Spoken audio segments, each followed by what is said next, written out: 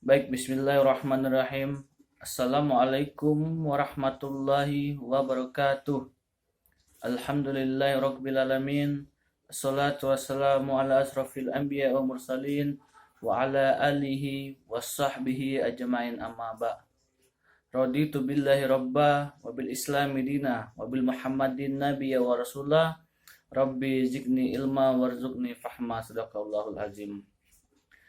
Yang terhormat dan sama-sama kita hormati dosen pembimbing mata kuliah Islam dan Ilmu Pengetahuan Bapak Marzuki SSJ MH dan teman-teman yang saya banggakan yang menonton video saya pada kali ini.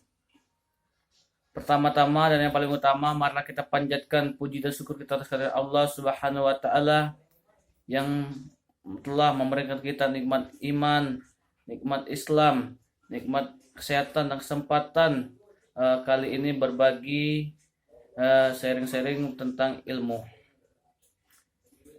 Selawat serta salam tak lupa pula kita curahkan kepada junjungan kita, Nabi besar kita, Nabi Muhammad Sallallahu Alaihi Wasallam yang telah membawa kita dari zaman jahiliyah menuju zaman Islamiyah seperti kita rasakan pada saat ini.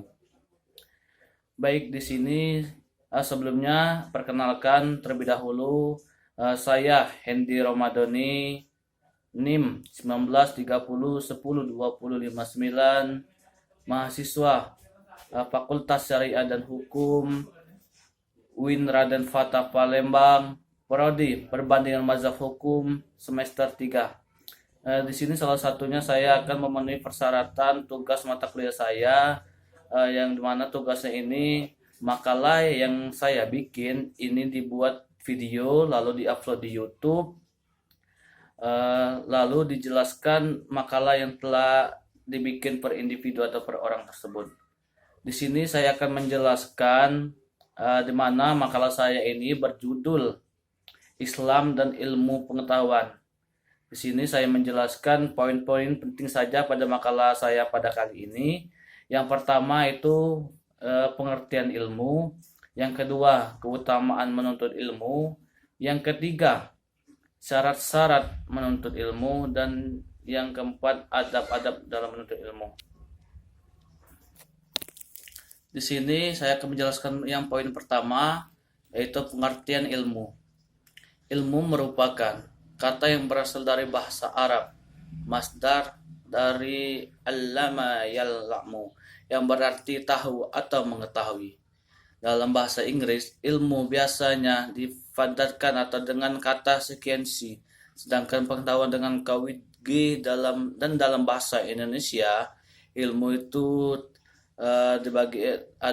diartikan dengan ilmu pengetahuan meskipun secara konvensional mengacu pada makna yang sama. Untuk itu lebih meminjam, saya akan menjelaskan pengertian tentang ilmu. Ilmu adalah pengetahuan tentang suatu bidang yang disusun secara bersistem menurut metode-metode tertentu yang dapat digunakan untuk menerangkan gejala-gejala tertentu di bidang pengetahuan. Dan yang kedua itu keutamaan menuntut ilmu. Ilmu merupakan sendi terpenting dari hikmah. Sebab itu Allah memerintahkan manusia agar mencari ilmu, berilmu sebelum berkata, atau memerintah manusia agar mencari ilmu atau berilmu sebelum berkata, beramal. Firman Allah, maka ketahuilah bahwasanya sesungguhnya tidak ada ilah selain Allah, dan mohonlah ampun baginya dosamu serta bagi dosa orang-orang mukmin, laki-laki maupun perempuan. Allah mengetahui tempat kamu berusaha dari tempat tinggalmu. Quran surat Muhammad 19.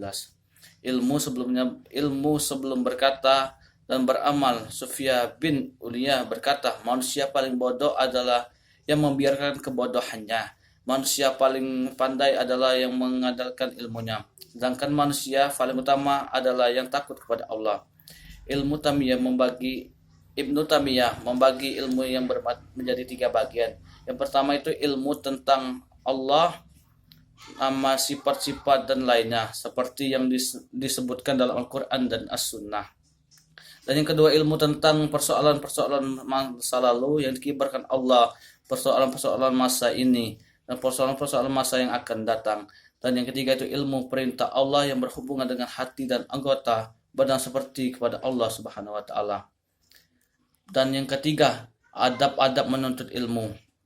Setelah seorang mengetahui dan memahami akan keutamaan menuntut ilmu, maka hendaknya ia memilih perhatian yang besar terhadap permasalahan adab dalam menuntut ilmu. Yang ke satu itu adalah ikhlas, yang kedua itu bersungguh-sungguh menuntut ilmu, yang ketiga meminta pertolongan kepada Allah Subhanahu wa taala, dan yang keempat mengamalkan ilmu, dan yang kelima berhias dengan akhlak mulia, dan keenam mendakwa ilmu. Dan poin keempat saya akan menjelaskan mengenai syarat kedudukan menuntut ilmu.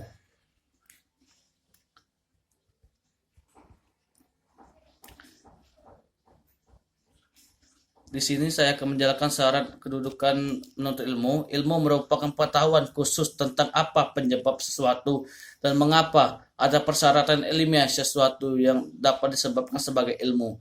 Sifat ilmiah sebagai persyaratan ilmu banyak terpengaruh peradilan ilmu-ilmu yang telah ada lebih dahulu. Poin pertama, objektif ilmu.